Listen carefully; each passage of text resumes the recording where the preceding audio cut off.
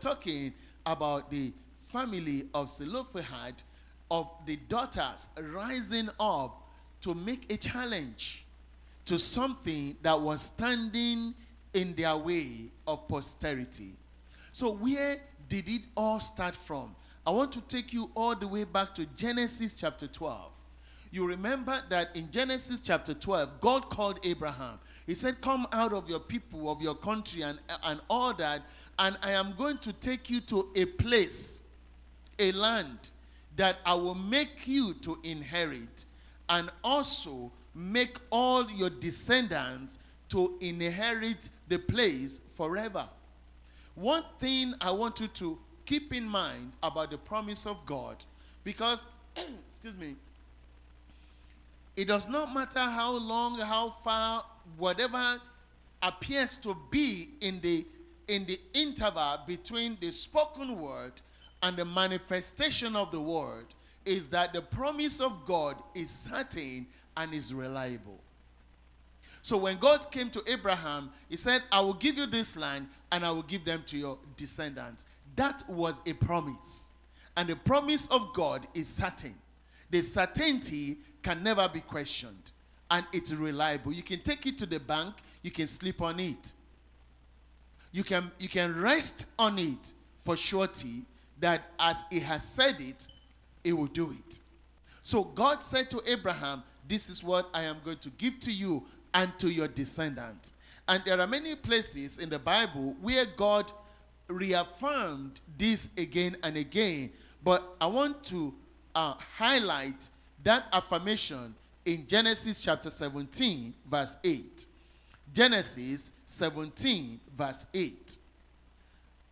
Also, I'm reading now, Genesis chapter 17, verse 8. Also, I will give to you and to your descendants after you the land in which you are a stranger, all the land of Canaan, listen to this, as an everlasting possession, and I will be their God. That means nothing is going to take it away from you. An everlasting possession. An everlasting possession. Just for you to know that the promise of God is certain and is reliable. So many things happened. They were in Egypt for 430 years. And they still came back. And God said to Moses in Deuteronomy chapter 34, verse 4. Then the Lord said to him, this is the land which I swore to Abraham, Isaac, and Jacob, saying, I will give it to your descendants. So the land, in essence, becomes something that is unchallengeable, is undeniable. To anyone that is of Abraham, that is of Isaac, and that is of Jacob, that came from that lineage. The land, the possession of the land is undeniable, unchallengeable. That is the promise of God. That there is no situation of life, there is no circumstance of life, there is no outlook of life that will make you lose possession of this land, or that will make your name not to be attached to this land in any way by any means. Because I am the Lord. And when I make a promise, my promise is for certain, my promise is reliable, and is for sure. So at the national level, they will never lose possession. At the family level, they can never lose possession. At the tribal level, they can never lose possession. Because what is given to them at the national level is being distributed at the tribal level, and it's also being claimed at the family level. So the promise of God transcends each level, and it is that nothing shall dispossess you of this land. Nothing will take your name away from this land. And I want you to follow me because I'm going somewhere. Because you will see, when you pray, you need a leg to stand on. Right? You need, it's like going to the court of law. You need your facts to stand on. That I am here before you standing on this fact. And I want you to act on this fact. That I have given it to you as an everlasting possession, and no one can challenge it. No one can deny you of it. Equally important about the nature of the possession is that the land is now it speaks to their dignity, it speaks to their existence. Because once they are off the land, then they are no longer a nation, they're no longer a tribe, they're no longer a family. So as the land to them is undeniable, the land is also inherent in their existence as a nation, as a tribe, as a family, and also it is to them a dignity. So based upon these two, you will understand the agitation in the heart of the daughters of Zelophehad when the time came that our existence is being threatened, right? Our dignity is under threat. Even the promise of God for our lives, that we can never be dispossessed of this land, is under threat.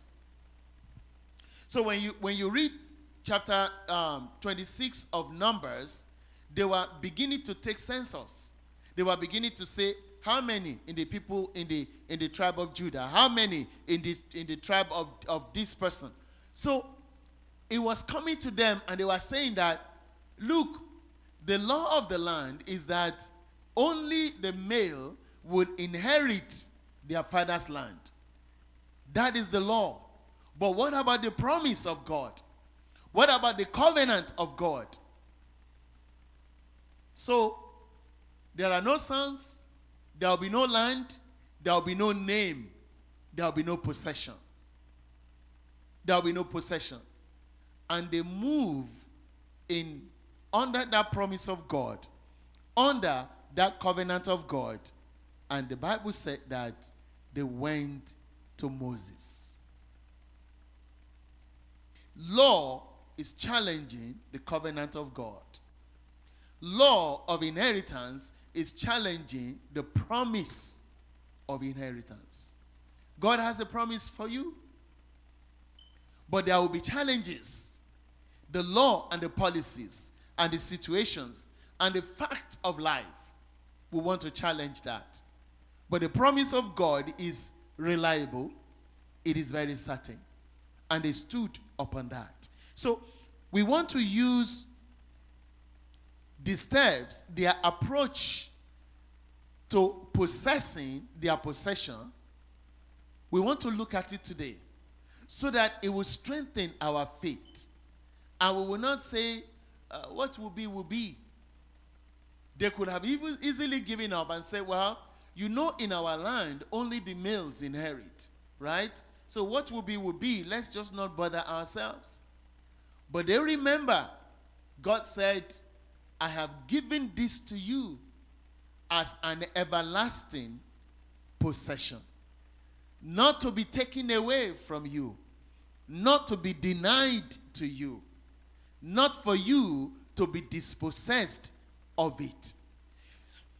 We're going to look at what they stood upon so that we can also stand upon those facts of the Bible in our prayer, in our request to God.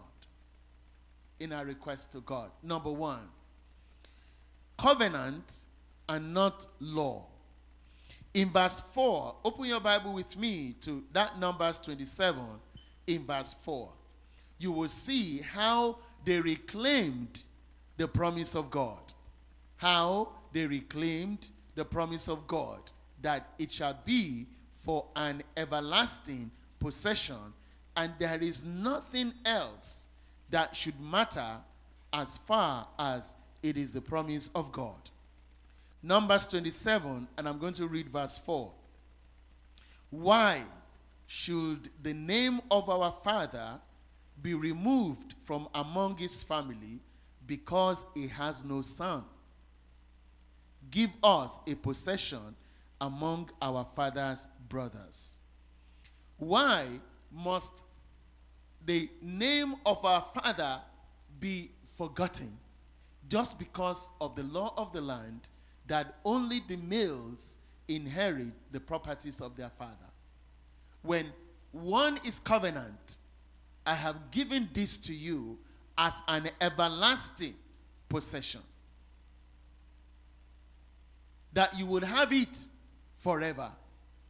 Even after they were off the land for so long, God still came back and said, I am still going to give it to you. No matter how far long you have been off the land, my promise to you is that it will never be taken away from you. That is why they came to him and said, why should the name of our father be removed from among his family? Why should the name of our father perish? Because once the land is taken away from them, down the generation, the father's name will no longer matter. It will be forgotten in the book of records. In the book of records, right?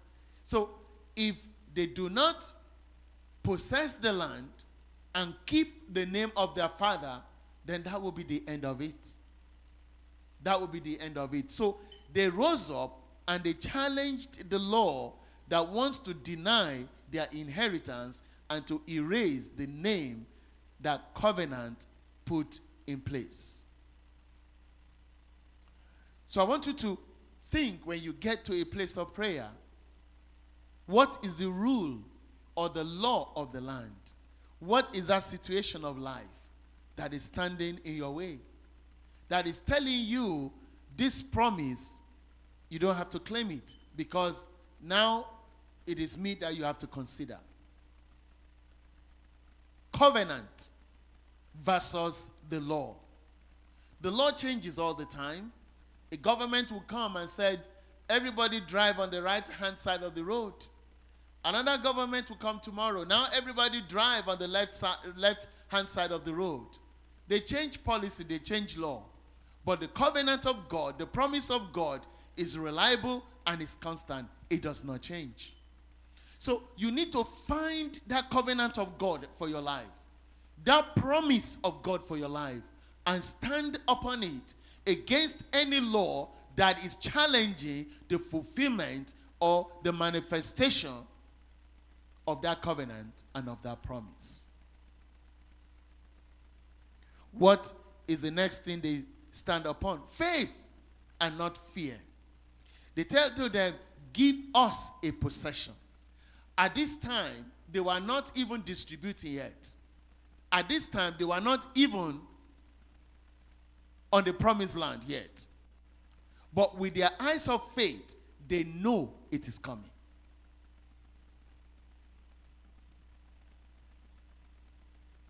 Are you following me there? Moses is still with them. You know, Joshua was the one that eventually took them over. Right?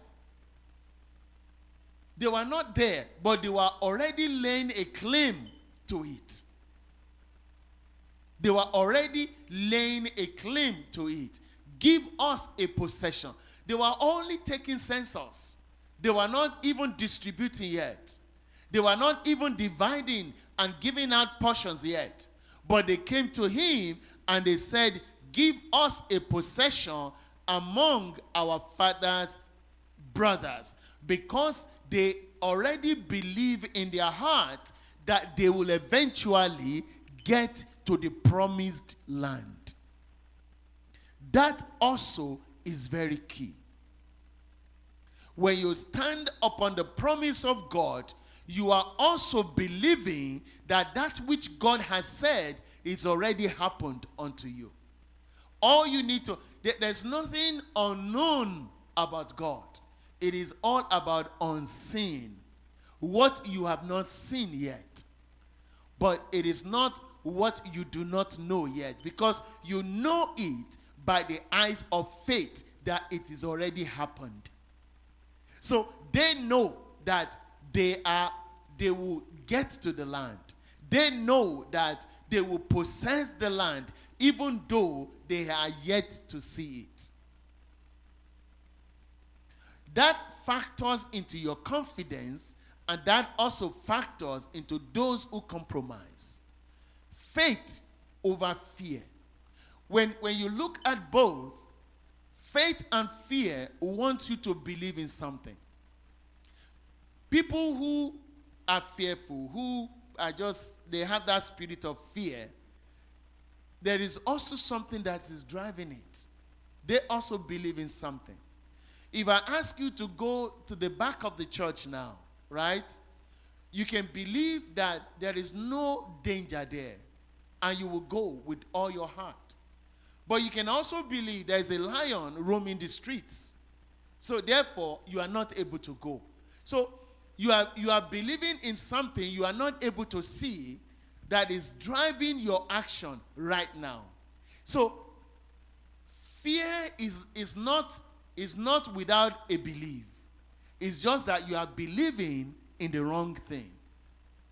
You are believing in something that should not even matter to you at all. So they put faith over fear. They exercise faith over fear. That give us a possession because we know you are going to possess it at the end of the day. You remember the story of Joseph? Before he died, he said, "Do not bury me in Egypt." And when you look at it, they were not suffering at that time because Joseph was still around and they had the best of everything. They were in the land of Goshen, right? They were not being mistreated. They were having a good life. But Joseph still believed that this is not our final bus stop. God is taking us to a land that flows with milk and honey, the prosperity of which is better than the prosperity of this present Egypt that we are in. He said to them, "When I die, please do not bury me. You must take my bones to the promised land because God is sending somebody to deliver you." It takes the eyes of faith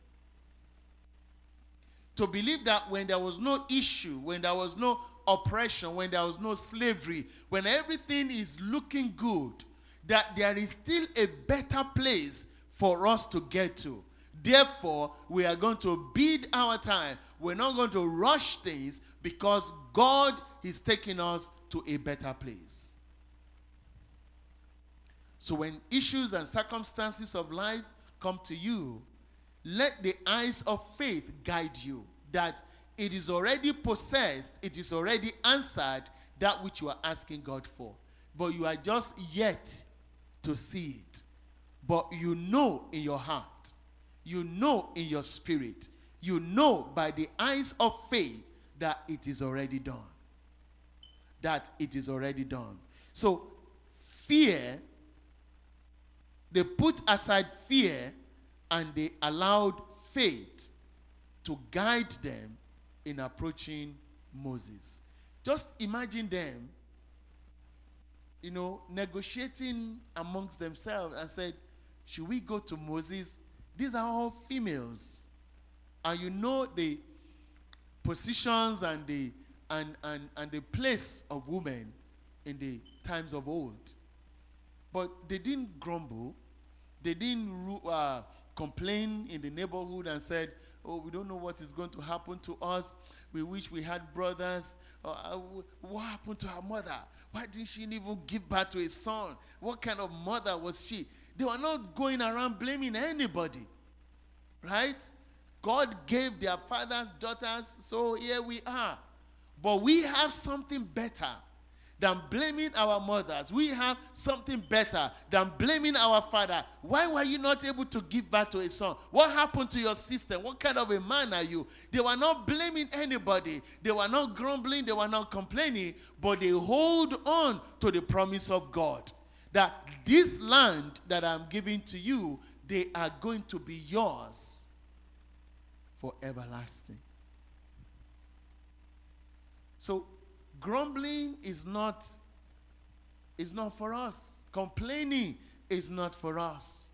Murmuring is not for us. They could have done all of this, and at the end of the day, nothing would have happened. They would just cross over to the promised land, and Joshua will begin to share the land, and they will say, sorry, there's no son in your family. Now we skip you over. We just give your possession, and we give the deed to another person. And Zelophehad will never again be heard in Israel. Confidence over compromise. When you look through the pages of the Bible, you will see the promises of God for your life. That is what you stand on. Not what is wrong with this system. What is wrong with this government? What is wrong with these people? What is wrong with A? What is wrong with B? You have no business complaining and grumbling. Your business is standing upon the promise of God. That this is what I have given to you. Your business is using your eyes of faith, right? As we know in Hebrews chapter 11, that it is the substance of that which you have not yet seen. The hope that is to come. Eyes of faith that is able to see the unseen.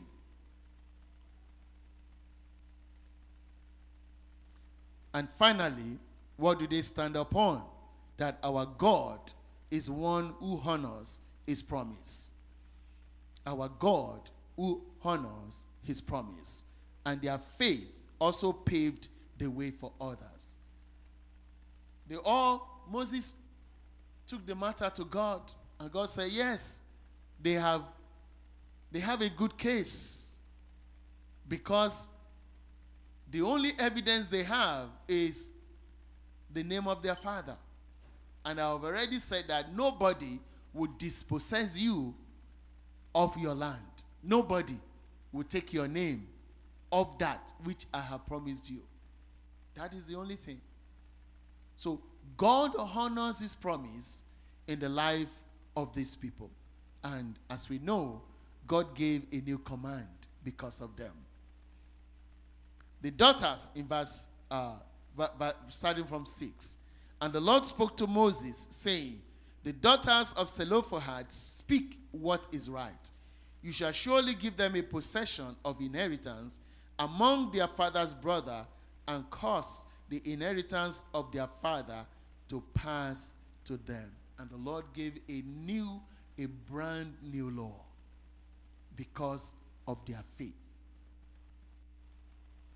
God gave a brand new law. So you can effect a change. And that is by standing on the promise of God. That is by having faith. If they had been there grumbling and blaming everybody, nothing would have moved. Moses would still say, let's move on. Let's do it according to our law. Let's do it according to our custom. But they would not take the law and the custom and their tradition as their final say. But what would they take as their final say? The promise of God for their life. For you being born, for you being born again, for you being in Christ, there are promises, there are assurances, there are things God has said concerning your life. So when it looks as if this is not the way of God for me, this is not the will of God for me, this is not the promise of God for me, you got to have the confidence to approach the grace, the throne of grace. Not to compromise and said, maybe it's my lot, maybe it's my luck, maybe that's how I pick it, maybe that's how I chose it. Let it be the way it's going to be. But again, it is the confidence that you must exercise. And your standing on faith would pave way for the others to come. we see what they did. We see the new law God created.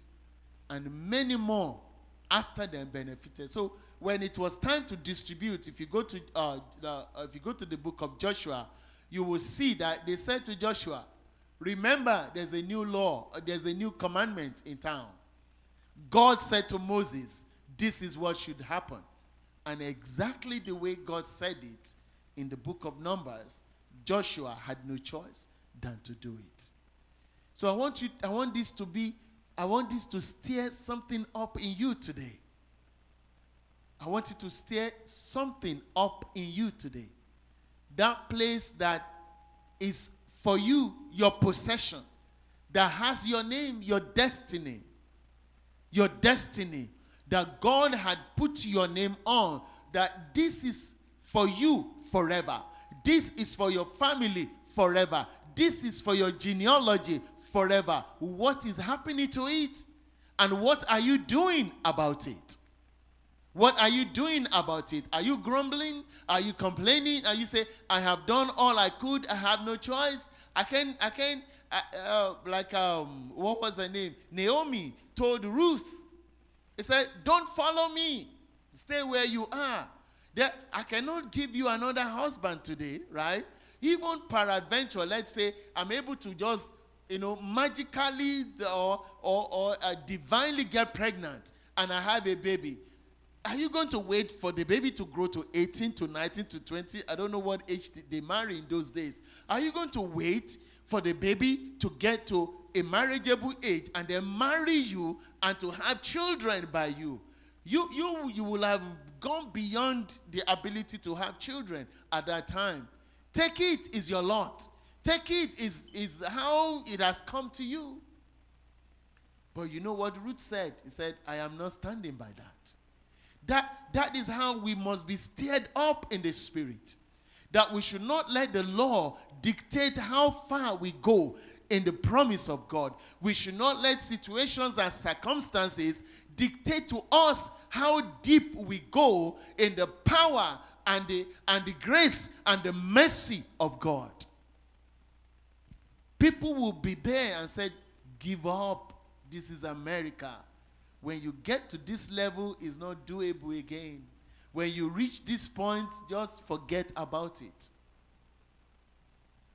Don't you know you need to put A, B, and C together for you to get to E or D? But if it is the promise of God for you, you must be like these people. Just take it before the promise maker. Why must our name be removed? Why must my destiny be removed? Why must your promise to me go unfulfilled? And the Lord will say, yes, you have come with a good case, and I will attend to you. So check your life. What is it that has been denied to you or is looking like it's being denied? So that you can take it to God. And as you come to him, God will honor his promise in your life, and he will do that which is even unthinkable unto man, but is possible for God. He will do for you in the name of Jesus. Let's rise up.